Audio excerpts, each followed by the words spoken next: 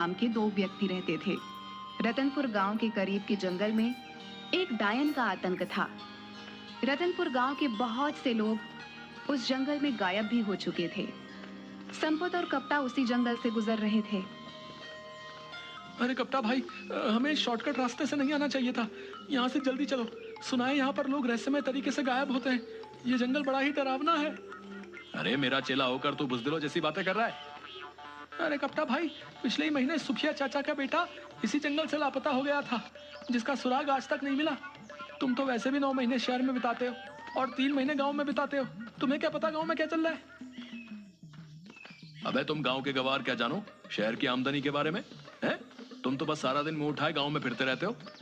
कितनी बार बोला है तुझे चेला कि मेरे साथ शहर आ जा, लेकिन तू ये गवारों वाली जिंदगी छोड़ना ही नहीं चाहता। तभी संपत की नजर एक पॉलीथीन पर पड़ी जिसे गुरु पकड़े हुए था। ये हाथ में क्या पकड़े हो कप्ता भैया? जरा हमें भी दिखाओ क्या है इस पॉलीथीन में। अरे कुछ नहीं संपत, मेरी पत्नी ने शहर से कुछ डायपर के पैकेट मंगवाए थे, बस वही है। डायपर के पैकेट? लेकिन जहां तक मैं जानता हूं तुम्हारे घर में तो कोई बच्चा है ही नहीं। अबे पगला हो गया है क्या? मुन्ना को भूल गया क्या? मुन्ना? अरे वो तो 10 साल का हो चुका है कप्ता भैया। सांड की तरह फैल फैल कर मोटा ताजा हो रखा है। क्या वो अभी भी डायपर पहनता है? तुम गांव के गवार क्या जानो? तुम गांव के गवार इस बात को नहीं समझोगे। हम शहर के रहने वालों के तौर तरीके कैसे कैसे होते हैं। बड़े शहर वाले बनते फिरते हो। अरे सीधे सीधे ये क्यों नहीं कहते कि तुम्हारा वो सांड जैसा मुन्ना अब भी बिस्तर पर सुसु कर लेता है? अरे मैंने उसे बड़े लाड़ प्यार से पाला है। क्या खाक लाड़ प्यार? अरे कान पर 2 मारो उसके, बिस्तर पर सुसु करना बंद कर देगा। उसको पीटने के बजाय उसके लिए डायपर के पैकेट और ला कर दे रहे हो और कहते हो कि हम शहर वालों के जीने के तौर तरीके बड़े अलग होते हैं। इससे तो अच्छा मेरा गांव है भला। संपत ने यह बात बोली ही थी कि तभी अचानक देखते ही देखते चारों ओर धुआं छा गया और अजीब अजीब सी आवाजों का शोर होने लगा। ये धुआं कैसे संपत? मुझे कुछ भी दिखाई नहीं दे रहा। तभी संपत के कानों में कप्ता की चीख टकराई। चीख सुनकर संपत बुरी तरह से डर गया और बेहद फुर्ती से वहां से भागने लगा।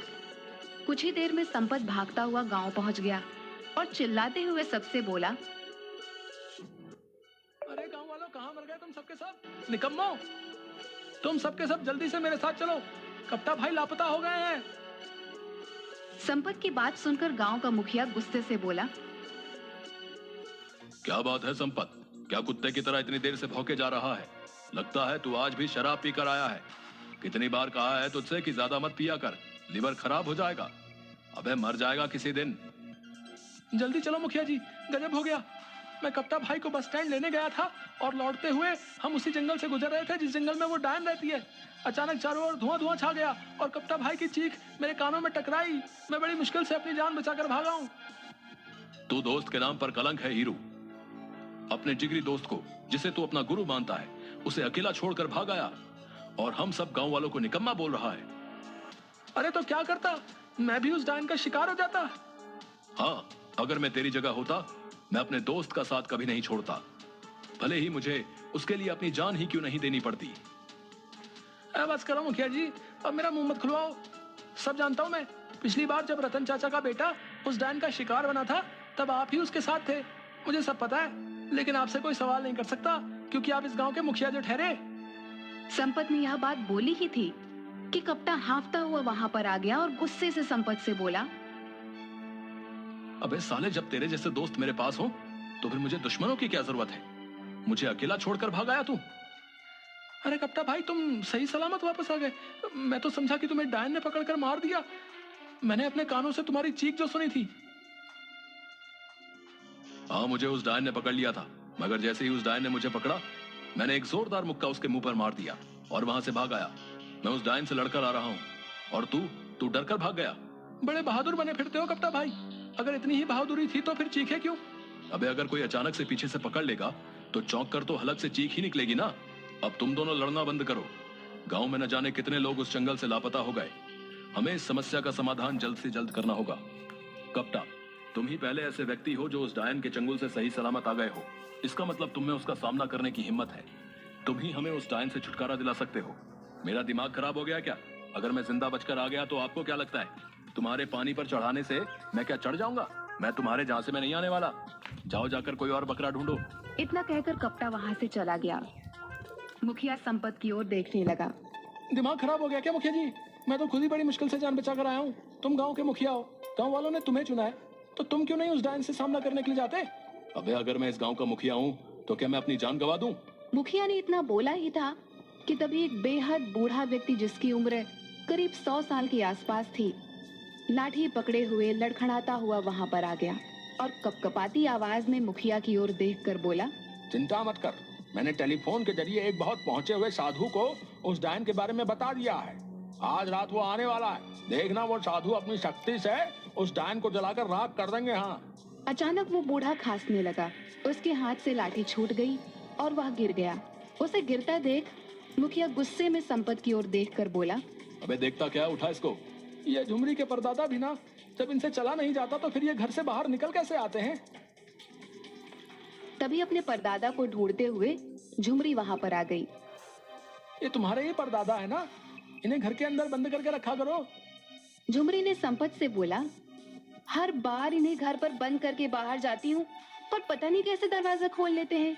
सैकड़ों बार गिर चुके हैं, मगर मजाल है कि इनकी पसली में जरा से भी कोई मामूली फ्रैक्चर हुआ हो। पता नहीं क्या खाया होगा इन्होंने जवानी में। झुमरी अपने परदादा को लेकर वहां से चली जाती है। रात का समय था। एक साधु रतनपुर गांव के उसी जंगल से शॉर्टकट रास्ते से निडर होकर चला जा रहा था कि तभी अचानक देखते ही देखते काला धुआं उठने लगा। मगर साधु निडर होकर वहां पर खड़ा रहा। कुछ देर बाद धुआं छट गया। साधु के सामने एक बेहद भयानक चेहरे वाली डायन खड़ी हो गई। क्या तुझे पता नहीं, यहाँ जो भी आता है जिंदा बच के नहीं जाता। हाँ जानता हूँ, न जाने कितने लोगों की जान ली है तूने, लेकिन अब तेरा अंतिम समय आ गया है डायन, क्योंकि मैं तुझे अपने मंत्रों की शक्ति से भस्म कर दूंगा। कोशिश करके देख ले। इतना बोलते ही साधु मंत्र पढ़कर उसके ऊपर फूंकने लगा। मगर साधु के मंत्रों का असर उस डायन पर हुआ ही नहीं। ओम क्लीम चामुंडाय नमः, ओम क्लीम चामुंडाय नमः। ये कैसे हो सकता है? इस पर तो मेरे मंत्रों का असर ही नहीं हो रहा। डायन हंसने लगी। साधु बुरी तरह से डर गया। वो डर कर रतनपुर गांव की ओर भागा और बेहोश हो गया। अगले दिन साधु की जब आंख खुली तो उसे गांव का मुखिया और सारे लोग साधु को घेरे हुए बैठे थे। कहीं तुम वही साधु तो नहीं जो डायन से हमें मुक्ति दिलाने आए थे? हाँ, मैं वही साधु हूँ। लेकिन तुम तो यहाँ बेहोश पड़े हुए हो। क्या तुमने डायन को खत्म कर दिया? वो डायन उम्मीद से ज्यादा ताकतवर निकली। मेरे मंत्रों का उस पर कुछ भी असर नहीं हुआ। यह क्यों नहीं कहता कि तू एक पाखंडी साधु है? तुम मेरा अपमान कर रहे हो। अरे जाओ बाबा, डायन के सामने जब भाग रहे थे तब अपमान नहीं हुआ था? तुम्हें कैसे पता कि डायन के सामने मैं भाग रहा था? तुम्हारी शक्ल बता रही है। तभी एक पागल वहां आकर गुस्से से बड़बड़ाने लगा। तुम सब डरपोक हो। आज रात मैं उस डायन का खात्मा कर दूंगा। अरे अब ये पागल फिर से यहाँ पर आ गया, भगाओ इसे। अबे पागल कौन है तू? पिछले कुछ दिनों से तूने हम सबको जीना आराम कर रखा है। आज तुझे बताना ही पड़ेगा कि तू कहां से आया है। पागल हो गया क्या? वो एक पागल है, वो तुझे कैसे बता सकता है कि वो कहां से आया है? उस बेचारे को तो अपना ही होश नहीं है। वो पागल बड़बड़ाता हुआ वहां से चला गया। देखना मुखिया जी, मुझे लगता है आज रात इस पागल की आखिरी रात है। सही बोल रहा है तू, ये मरेगा साला आज। अरे वो सब तो ठीक है, लेकिन इस समस्या का समाधान कैसे निकलेगा? उस डायन के आगे तो ये साधु भी अपनी जान बचाकर भाग आया है। कपटा और संपत, तुम दोनों इस गांव की आन बान और शान हो। तुम दोनों की जोड़ी इस गांव में गुरु और चेले के नाम से मशहूर है। आखिर तुम दोनों इस समस्या का समाधान क्यों नहीं निकालते? क्योंकि हम कोई तांत्रिक नहीं है मुखिया जी। आपने स्वयं देखा, ये तांत्रिक खुद अपनी जान बचाकर भागा है। भला हम कैसे इस डायन का मुकाबला कर सकते हैं? तो फिर गांव के लोग ऐसे ही लापता होते रहेंगे क्या? तभी गांव का एक व्यक्ति बोला, मुखिया जी हम पुलिस की मदद क्यों नहीं ले सकते? अबे पागल हो गया क्या है? पुलिस वाले कब से डायन और चुड़ैल को पकड़ने लगे? अगर वहां पर मुखिया जी शिकायत लेकर गए तो उल्टे डंडे मारकर भगा देंगे। बकवास बंद कर कप्तान। पिछली बार एक पुलिस वाला जो इन सब बातों पर यकीन नहीं करता था उस जंगल में गया था, जो आज तक वापस नहीं लौटा। तो फिर अब आप सब कुछ भगवान के भरोसे छोड़ दीजिए मुखिया जी, वही हम सबको इस मुसीबत से बचा सकते हैं।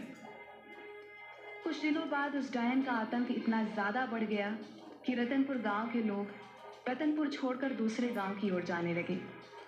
एक रात की बात है, वह पागल बड़बड़ाता हुआ उसी जंगल में जा रहा था कि तभी अचानक एक काला धुआं उठा। उसमें से वही भयानक डायन निकलकर प्रकट हो गई और पागल की ओर देखकर बोली, जंगल में मुझे सिर्फ इंसानों का मांस अच्छा लगता है, पागल का नहीं। अरे तुझे कैसे पता मैं पागल हूँ? बेवकूफ डायन, लोग मुझे इसलिए पागल कहते हैं क्योंकि मैं दिन भर शराब पिए रहता हूँ और सच बोलता हूँ। अगर तू पागल नहीं है तो मरने के लिए तैयार हो जा। डायन की बात सुनकर वो पागल हंसने लगा। तू मेरी हंसी बना रहा है?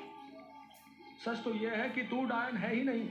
अगर डायन होती तो मुझे मार देती। पागल ने इतना कहा ही था कि डायन ने पागल को दबोच लिया। अचानक उस पागल की आंखों के सामने अंधेरा छाता हुआ महसूस हुआ। कुछ देर बाद जब उसकी आंख खुली तो उसने अपने आप को जंगल की एक बंद काल कोठरी में पाया, जहां रतनपुर गांव के वो सारे लोग मौजूद थे जो लापता हो गए थे। उन सबके हाथ पैर बंधे हुए थे। उन्हीं में से एक व्यक्ति ने पागल से बोला, अबे बेवकूफ, क्या जरूरत थी तुझे यहाँ पर आने की? आज रात वैसे भी हम सबको विदेश भेज दिया जाएगा। ये सारे के सारे लोग मानव तस्कर हैं। हमारे ही गांव का कोई व्यक्ति उनसे मिला हुआ है जिसने डायन का खौफ फैला रखा है। झूठ बोलते हो तुम। मैंने खुद देखा वो काला धुआं। उस धुएं में से वो जो डायन निकली। अरे वो सब केमिकल का कमाल था। आज की टेक्निक के दौर में कोई भी मेकअप करके चुड़ैल डायन बन सकता है। फिल्में नहीं देखी क्या? अरे यार तू तो पागल है, मैं तुझे क्या बताऊं। तभी एक और व्यक्ति वहां हंसते हुए आ गया। तुम तो रतनपुर गांव के व्यक्ति हो, तुम्हारा नाम कप्ता है। तभी एक और व्यक्ति वहां हंसते हुए आ गया, जो कोई और नहीं बल्कि कप्ता का दोस्त संपत था। गुरु, ये पागल तो बड़ा जल्दी से ही हो गया। मैं तो खामखा डर रहा था गुरु कि हम इस पागल को पकड़ के ले जाकर क्या करेंगे। ये पागल भला हमारे किस काम आने वाला था, लेकिन ये तो सही हो गया। तुम्हारा आइडिया कमाल का था। देखना संपत, आज की रात हम इन सबको शहर शिफ्ट कर देंगे और वहां से इन सबको पकड़कर विदेश में ले जाया जाएगा। उसके बाद हम देखते ही देखते मालामाल हो जाएंगे। तुझे अंदाजा भी नहीं है संपत, हम इतने पैसे वाले हो जाएंगे कि रतनपुर गांव जैसे न जाने कितने गांव खरीद लेंगे। कप्ता ने यह कहा ही था कि तभी उस पागल ने अपनी फटी हुई जेब से पिस्तौल निकालकर एक हवाई फायर कर दिया। सब कुछ इतना जल्दी हुआ कि कप्ता और संपत अचानक चौंक गए। गुरु, इसके हाथ में तो पिस्तौल है। ये कोई पागल नहीं, ये कोई पुलिस वाला लगता है। हमने पागल समझकर इसके हाथ पैर भी नहीं बांधे। तू सही कह रहा हीरू, लगता है हम दोनों बड़ी चूक खा गए। देखते ही देखते पुलिस ने उन सबको घेर लिया।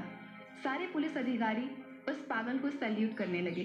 वह पागल व्यक्ति कोई और नहीं बल्कि क्राइम ब्रांच ऑफिसर अशोक था। मुझे इंटेलिजेंस से सूचना मिली थी कि रतनपुर गांव में बहुत से लोगों की मानव तस्करी होने वाली है, इसलिए मैं कुछ दिनों पहले यहाँ की छानबीन करने के लिए आ गया था।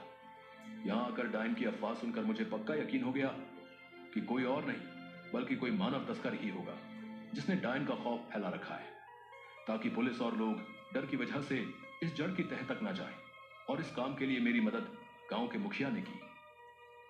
तभी गांव का मुखिया और उसी साधु के साथ और लोग वहां पर आ गए। मुखिया मुस्कुराता हुआ बोला, मुझे तो उसी दिन तुम दोनों पर शक हो गया था जिस दिन तुम दोनों डायन के चंगुल से बचकर आ गए थे। ऐसा इससे पहले कभी भी नहीं हुआ। सारा गांव डायन से डरा हुआ होता था और तुम दोनों के चेहरे पर कोई शिकन नहीं होती थी। मैं शुरू से ही क्राइम ब्रांच के इंस्पेक्टर अशोक को जानता था।